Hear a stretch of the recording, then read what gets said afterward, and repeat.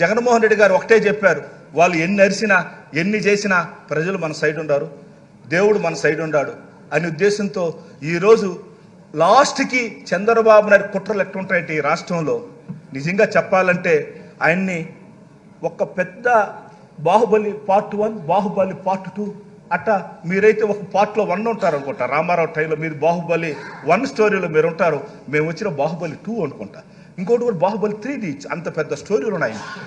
రాజకీయం ఎలా దాని గురించి ఒక గ్రంథం రాయొచ్చు, ఆయన కొన్ని తరాలు దాన్ని నేర్చుకోవచ్చు, ఒక పాఠ పుస్తకం పెట్టవచ్చు.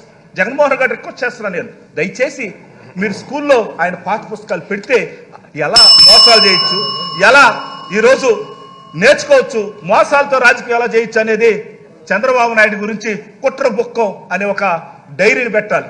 అదేవిధంగా మొన్నంతా కూడా ఎర్ర డైరీ అని చెప్తా ఉన్నారు. ఏడపోయినా నాది ఎర్ర డైరీ ఉందని. అది ఎర్ర డైరీ కాదు, ఏ ఊర్లో ఏం దొరుకుతాయి తినేదానికి పనికి వస్తుంది.